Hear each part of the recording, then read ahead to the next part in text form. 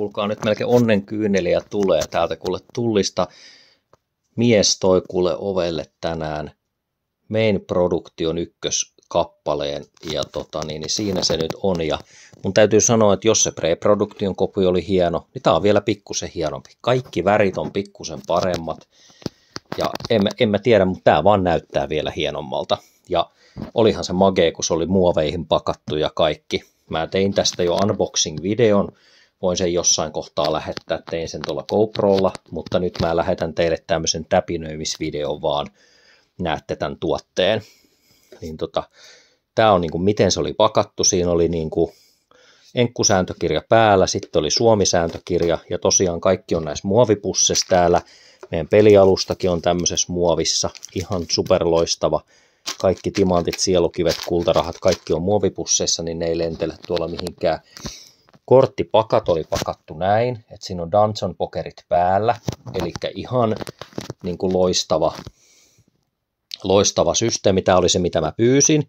Sitten täällä on nämä hirviökortit alla, ja ne oli kans tässä tehnyt sellaisen ratkaisun, että ne oli tässä kanssa, niin kuin, ne oli itse jaotellut nämä kaikki. Täällä on encounterit kaikki peräkkäin, hahmot kaikki peräkkäin, golemi oli laitettu tuonne hahmojen kanssa, johonka se mun mielestä tavallaan kuuluukin. Sitten on kallokortit, sitten oli hirviöt, kaikki peräkkäin. Ja nämä oli kaikki erillisenä pakkana sillä lailla, että kun tämän avaa, niin se on tosi intuitiivista, että ne tavallaan yhdessä pakassa on monsterit, encounterit ja muut. Ja sitten esimerkiksi aarteet oli omana pakkanaan, kun niitä on tosi paljon.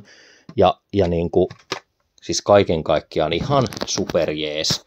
Eli kyllä tästä niin kuin huomaa, että ne on ihan oikeasti ajatellut, että mitä ne tekee. Ja niin se sanokin se Pandan tyyppi, että jos teidän mielestä Pre-Production kopio oli hyvä, niin tämä Main Production kopio tulee olemaan vielä vähän parempi, että ette voi pettyä. Ja en kyllä pettynyt. Ja se vielä, että mun mielestä nämä tekstitkin on näissä vähän selkeämpiä. Eli kun mä katsoin niitä Pre-Production kopyn juttuja, niin näissä nämä on tosi kirkkaat nämä värit. Eli tämä valkoinen on mun mielestä niinku kirkkaampaa näissä Main Production jutuissa. Että hahmoissa toki on se pienintä se, mutta jos ajatellaan, että Night Ogressäkin on aika paljon tekstiä, niin mun mielestä näistä kyllä saa aivan hyvin selvät. Nämä on niinku tosi hyvät. Että mä oon ihan supertyytyväinen. Melkein tulee kyynel silmään, kun mä katon, koska mä pääsen huomenna tai tänään laittamaan jo sille Pandan tyypille viestin, että tää on hyvä tää Main Production kopio, että ei muuta kuin vaan